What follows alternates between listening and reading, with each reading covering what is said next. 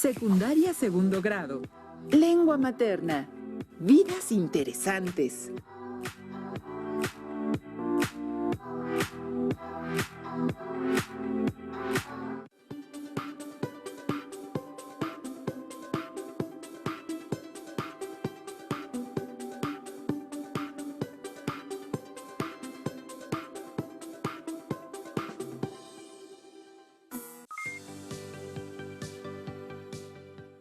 Qué gusto estar nuevamente con ustedes.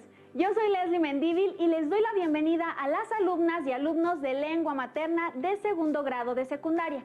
Antes de iniciar, les recuerdo que debemos seguir cuidándonos lavando frecuentemente nuestras manos con agua y abundante jabón, usando el cubrebocas adecuadamente de forma que proteja nariz y boca, y aunque juntos, guardar y pedir la sana distancia. La salud es lo primero. Además, ¿ya hicieron algo de ejercicio hoy? Hola, soy la profesora Perla Karina Ruiz Rubio y efectivamente es un gusto estar aquí en una sesión más de Lengua Materna 2. Nuestra sesión esta vez se titula Vidas Interesantes. Vamos a dedicarle esta sesión a conocer biografías de personajes sobresalientes. Las biografías son registros con los que se preserva en la memoria la vida de las personas que sobresalieron por lo que escribieron, crearon, descubrieron, lideraron y que merecen ser contados y colocados en la historia. ¿Listas y listos? Muy bien, pues iniciemos. En esta sesión, nuestro aprendizaje esperado es: escribe un texto biográfico y tiene como propósito leer biografías. Así que vamos a conocer datos, anécdotas y parte de la historia de personas extraordinarias. Los materiales que van a necesitar para esta sesión son cuaderno, lápiz o bolígrafo para que puedan tomar notas. También podría ayudarles tener a la mano su libro de texto. Recuerden que todo lo que vean hoy es para reforzar su conocimiento, así que les recomiendo llevar un registro de las dudas, inquietudes o dificultades que surjan en la exposición de los planteamientos de esta sesión. Muchas de estas las podrán resolver al momento de consultar su libro de texto y revisar sus apuntes. Así es. La intención de esta sesión es que al conocer algunas de las biografías que compartiremos, ustedes puedan desarrollar habilidades que les permitan identificar el tipo de información relevante que contiene la biografía y analizar las características de este tipo de textos. ¿Admiran a alguna persona que se haya dedicado o que se dedique a la música, historia, ciencias, cultura, o que haya realizado actos heroicos o valiosos para su país? ¿Les asombra a alguien de la actualidad por lo que realiza o por su personalidad? Bien, pues ha llegado el momento de compartir algo acerca de la vida y obra de personas importantes o reconocidas. Aquí tendrán la oportunidad de leer algunos extractos biográficos de personas sobresalientes. Yo admiro al muralista Diego Rivera. Conocí sus murales cuando visité el patio del edificio de la Secretaría de Educación Pública. Es sensacional caminar por los pasillos e ir encontrándose con todos los personajes que pintó Rivera. Él estudió el arte de los mayas y de los mexicas, y junto con David Alfaro Siqueiros y José Clemente Orozco, inició el movimiento muralista mexicano. La imagen, el color y las referencias históricas de sus pinturas y murales es lo que lo caracteriza. Además, son imponentes. Me dejaste sorprendida. Sabes bastante acerca de Diego Rivera y lo que mencionaste se refiere a aspectos que pertenecen a su vida. Ahora bien, ¿podrás escribir una biografía de Rivera? ¿Saben qué es una biografía? Tendría una idea, pero creo que me faltaría saber aspectos más específicos para poder hacerla. Les propongo que conozcamos lo que han respondido algunos de sus compañeros acerca de la definición de la biografía. Para mí la biografía es un texto que narra la vida de una persona que pudo ser famosa. La biografía habla de la vida de una persona, desde que nació hasta que murió. Para mí una biografía es la descripción de la vida de una persona, explica lo más importante de su vida. Vaya, lo que mencionaron esos estudiantes son ideas muy parecidas a las mías. Son muy buenas respuestas porque han ayudado a hacer una definición más precisa de lo que es una biografía. Veamos la siguiente información. La palabra biografía es de origen griego. Está dividida en dos partes. Bio, que significa vida, y grafía, que viene de un verbo griego que se pronuncia grafin y significa escritura o escrito. Por lo tanto, la biografía se define como escrito de la vida. Así que la palabra biografía significa escrito de la vida. ¡Qué bien! ¿Se oye eso? O sea que cuando leemos una biografía estamos ante un texto que recupera los aspectos más importantes de la vida de una persona. La biografía es un texto que cumple varias funciones. Es narrativa, pues recrea episodios de la vida de la persona desde su origen, desarrollo y desenlace. Es expositiva, pues transmite y expone hechos y circunstancias que vivió la persona y de quienes se rodeó. Menciona acciones, obras, inventos o situaciones de relevancia en su vida. Es un texto histórico, pues ubica a la persona en un tiempo y espacio determinados y, finalmente, tiene una secuencia cronológica, lo que permite al lector comprender el orden de los hechos. Como en cualquier texto, la biografía se enfoca en una intención comunicativa y planea un contenido estructurado. Ustedes quizá han leído ya algunas biografías. Viajemos en el tiempo y veamos la siguiente biografía de una mujer mexicana extraordinaria, erudita, escritora y muy determinada. Ella es Sor Juana Inés de la Cruz. Tomen nota en su cuaderno de datos relevantes, ya que la información les servirá más adelante. Sor Juana Inés de la Cruz, la gran poeta mexicana, fue una niña inquieta, curiosa y muy inteligente. Nació en Nepantla el 12 de noviembre de 1651 y vivió en la hacienda de Panoaya en el municipio de Amecameca, Estado de México. En ese lugar, la pequeña Juana Ramírez de Asbaje corría por los jardines y jugaba en el patio, en las grandes estancias y en el campo. Nací, escribió en un poema, donde los rayos solares me mirasen de hito en hito. Pero lo que más llamaba la atención de Juana era la biblioteca que su abuelo materno tenía en la hacienda, por lo que pasaba largo tiempo entre los anaqueles de libros, primero hojeando y muy pronto leyendo. Sí, porque a los 3 años de edad ya sabía cómo hacerlo. Esto es increíble si tomamos en cuenta que su propia madre no sabía leer. A los 8 años compuso su primer poema y ganó un concurso local. Entusiasmada, le pedía todo el tiempo a su mamá que la vistiera de hombre para poder ir a la universidad, pues en aquella época las mujeres no se les permitía estudiar. Y es que todo le daba curiosidad. Un día, cuenta ella misma, vio cómo 2 niñas jugaban al trompo y al observar, empezó a preguntarse por la línea circular que dibujaba el juguete y el impulso ya independiente de la fuerza que había causado su girar. El ansia de saber de la niña Juana era tan poderosa que llegó incluso a imponerse sanciones si no aprendía correctamente las materias que quería conocer. Dejaba de comer lo que más le gustaba, por ejemplo. O más tarde, cuando ya vivía en la Ciudad de México con un tío suyo, se cortaba el pelo y no salía de su estudio hasta que no le hubiera crecido de nuevo, pues como ella misma decía, no me parecía razón suficiente que estuviese vestida de cabellos, cabeza tan desnuda de noticias, que era más apetecible adorno. Y en efecto, su empeño dio resultado. Cuentan que aprendió latín en 20 lecciones y muy pronto ya era conocida en la corte del virreinato como un prodigio de conocimiento.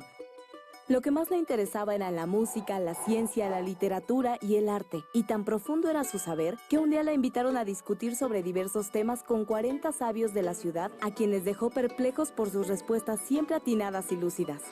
Por ese entonces, Juana era dama de compañía de la virreina. Cuando tenía alrededor de 16 años, decidió hacerse monja para poder dedicar su vida al estudio en paz y tranquilidad y escribir poesía, su gran pasión que la hizo mundialmente famosa.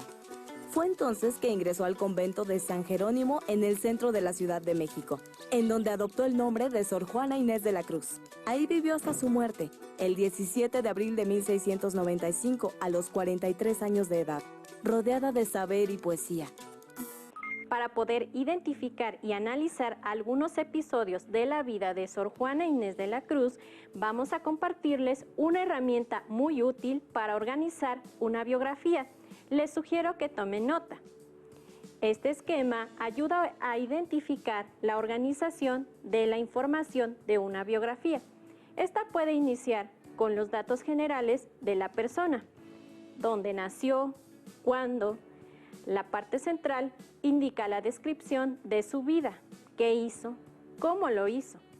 Y en la parte final se puede terminar con alguna opinión del biógrafo, es decir, la persona que redacta la biografía, y es recomendable que ésta se base en la investigación y no bajo la apreciación personal del biógrafo, aunque esta puede llegar a influir. Profesora, entonces el biógrafo debe realizar una investigación casi detectivesca para descubrir aspectos más a fondo, ¿cierto? Así es. La investigación debe ser minuciosa, de diversas fuentes de consulta. Estas pueden ser documentos, testimonios reales sobre la vida del personaje, entrevistas a personas cercanas o comparación de biografías previas. Ahora, detengámonos en qué son los datos generales. Los datos generales son básicamente la introducción de la biografía en la que deben identificar quién es decir, nombre completo de la persona, dónde y cuándo nació y qué sucedía entonces, es decir, cuál es el contexto histórico y social de la época en la que vivió. Veamos un ejemplo de ello. La niña Juana Inés creció principalmente entre las haciendas de Nepantla y Panuayán. De niña conoció la biblioteca de su abuelo, quien combinaba su amor por la lectura y cultura, con la siembra del maíz y crianza del ganado. Los años de aprendizaje de sus primeras letras transcurren en esos hermosos lugares. Se sabe que, en esa época, algunos negros y mulatos vivían en la esclavitud. En este extracto podemos corroborar de quién se habla, de dónde es y lo que sucedía en la época. Aunque no se dice el año en que nació ni dónde, lo cierto es que nos cuenta a grandes rasgos cómo era el contexto social de la época. Profesora, el desarrollo es la parte más interesante de la biografía, ¿no? No necesariamente. Las biografías deben ser textos interesantes de inicio a fin y se puede aderezar con oraciones que sumen al interés del lector, como: se dice que días antes de nacer, los padres de fulano de tal venían escapando de la guerra, o todo indicaba que su destino estaba sellado, entre otras. O sea que una biografía puede aderezarse con elementos narrativos que vayan conectando los datos. Así es. Ahora continuemos con la parte central del esquema. En la segunda parte de la narración de la biografía encontrarán la descripción de la vida del personaje, es decir, el desarrollo. Esta parte puede responder a preguntas como las siguientes: ¿cómo fueron su infancia y adolescencia? ¿Dónde estudió? ¿Y cuáles fueron sus logros? En esta parte se incluye la mayor parte de la información de la persona y los retos que enfrentó. Veamos ahora dos extractos de otras biografías encontradas de nuestro mismo personaje, Sor Juana Inés de la Cruz, que nos arrojan diferentes aspectos. Teniendo yo después como 6 o 7 años y sabiendo ya leer y escribir, oí decir que había universidades y escuelas en que se estudiaban las ciencias en México. Y apenas lo oí cuando empecé a matar a mi madre con instantes e importunos ruegos sobre que, mudándome el traje, me enviase a México, en casa de unos deudos que tenía, para estudiar y cursar la universidad. Ella no lo quiso hacer, e hizo muy bien, pero yo despiqué, desahogué el deseo en leer muchos libros varios que tenía mi abuelo, sin que bastasen castigos ni represiones.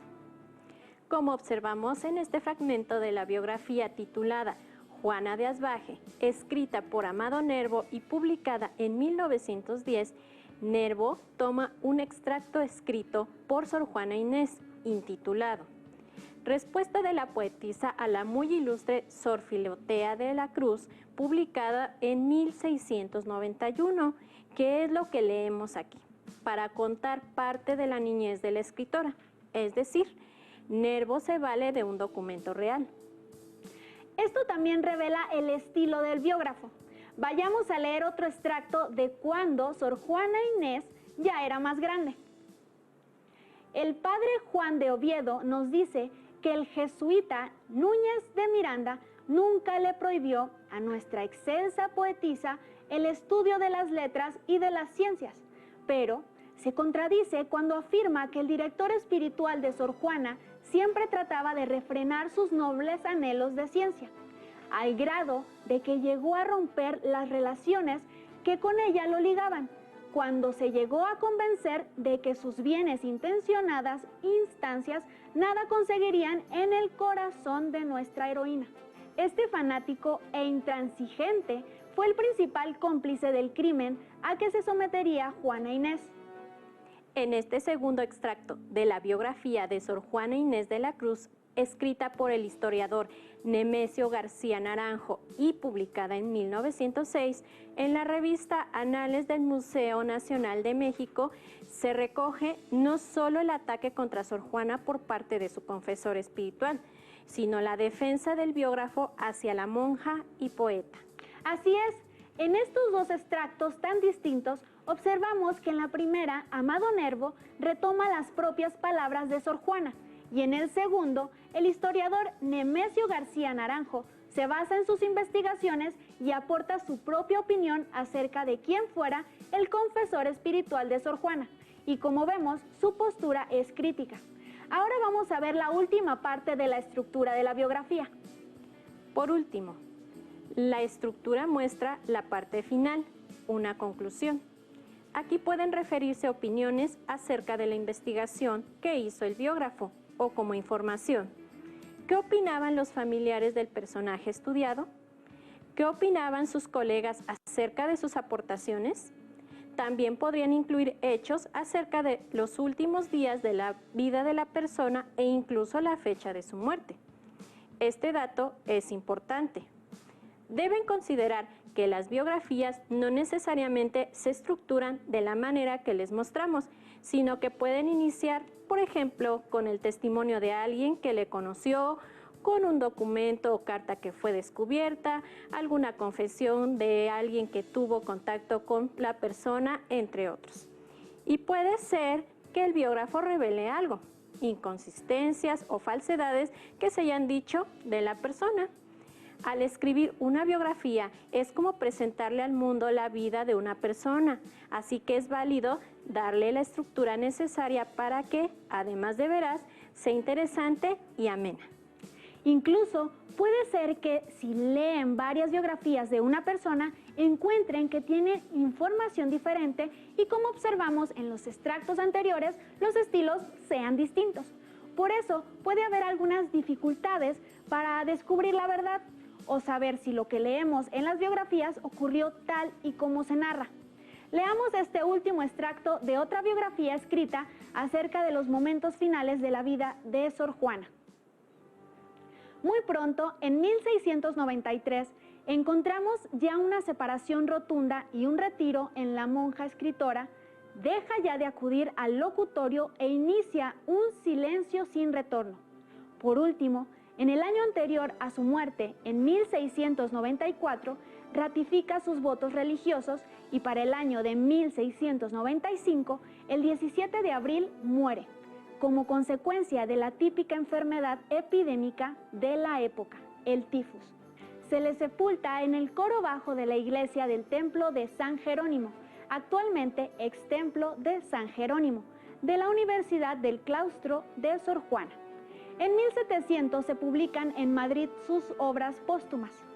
Como leímos en este extracto de la especialista en filología Lourdes Aguilar Salas, en que se intitula simplemente como biografía, la conclusión es completamente objetiva, es decir, la biógrafa no externa opiniones.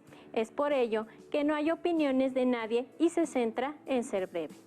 Para continuar, recordemos lo visto tanto en el video de Sor Juana Inés de la Cruz como de los extractos leídos e intenten resolver el siguiente reto. Sor Juana Inés de la Cruz. ¿Quién es? ¿Dónde nació? cómo fueron su infancia y su adolescencia, cuáles fueron sus logros y cómo fueron sus últimos años de vida. ¿Pudieron responder? ¿Qué fue lo que recordaron?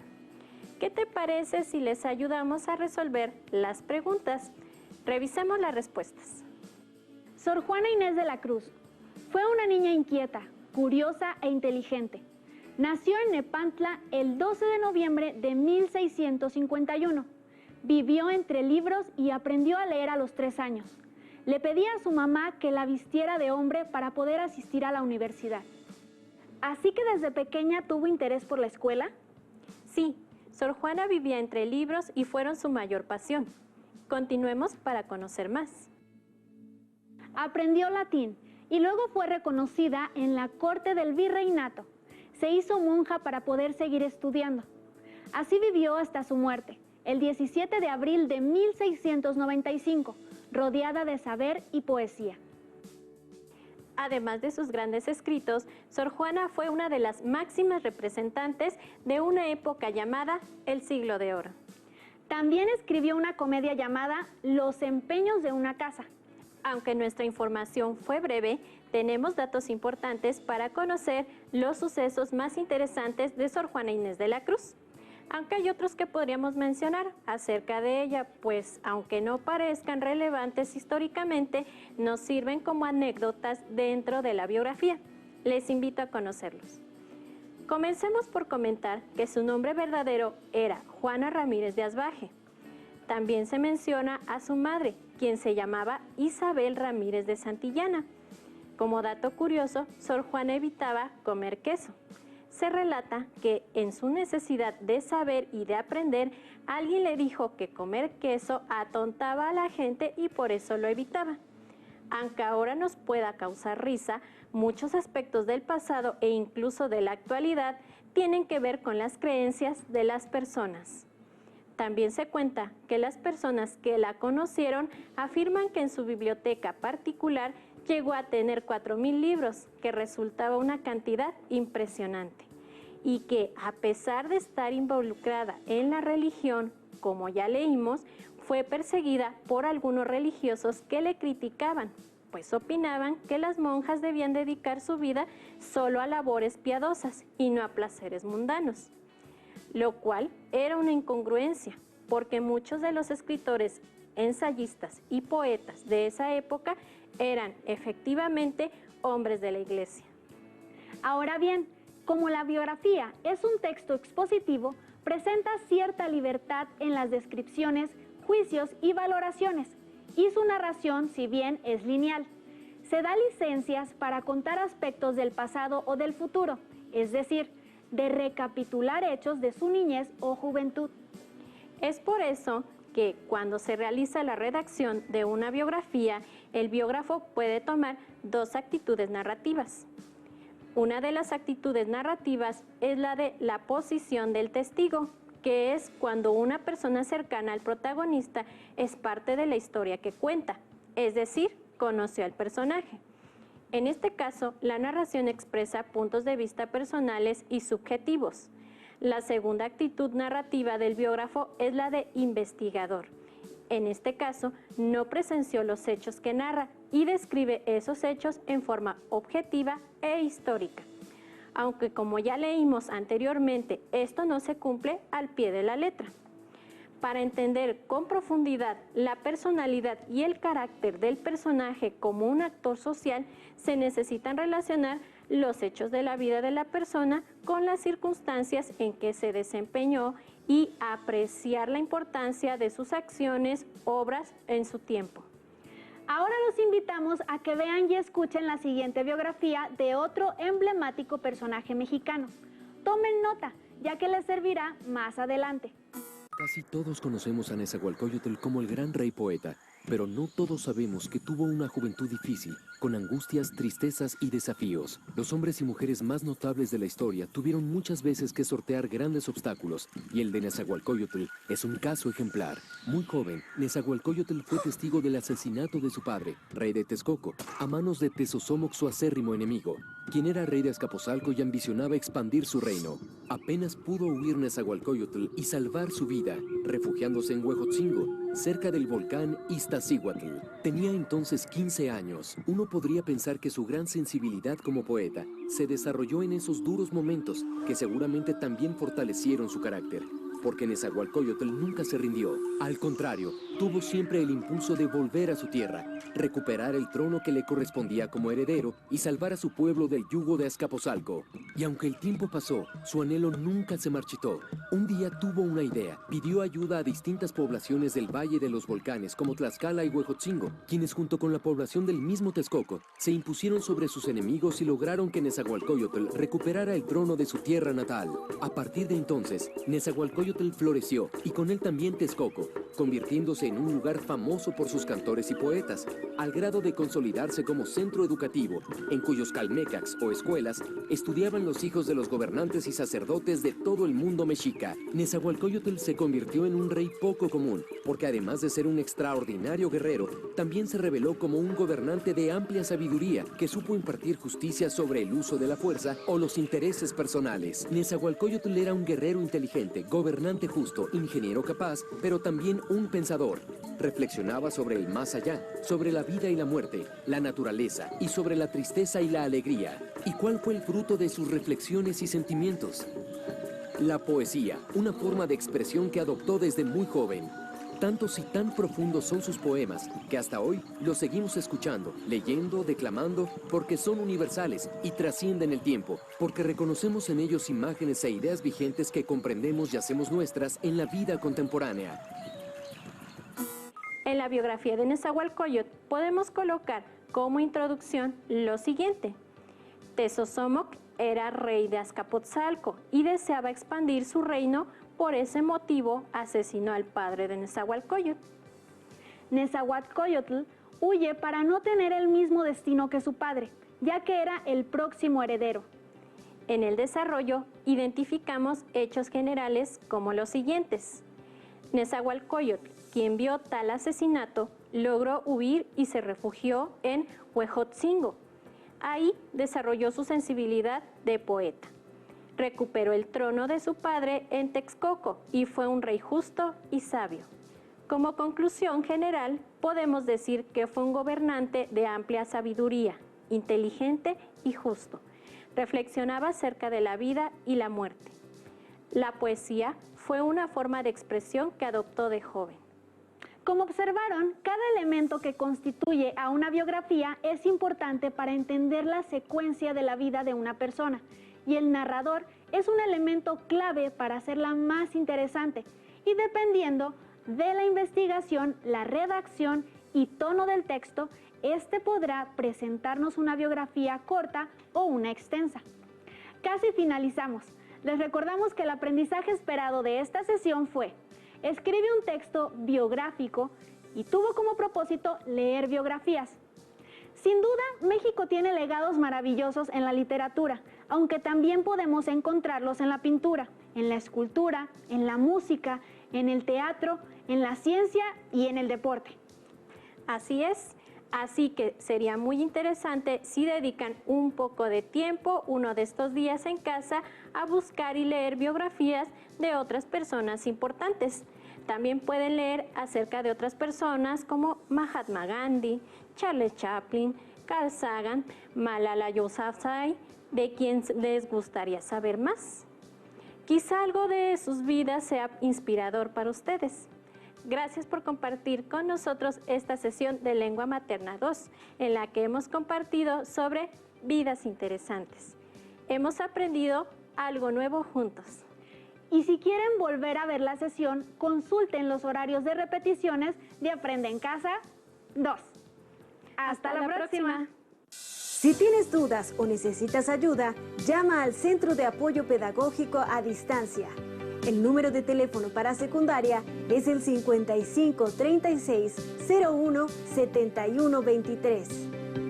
Si requieres consultar los libros de texto en versión digital, recuerda que los puedes encontrar en la página conalitec.cep.gov.mx. Y recuerda que también cuentas con el sitio aprendeencasa.cep.gov.mx, en donde podrás ver nuevamente los videos de los programas y además encontrarás actividades para fortalecer tus aprendizajes. También te invitamos a que consultes las plataformas nuevaescuelamexicana.cep.gov.mx y tripulantes.cep.gov.mx.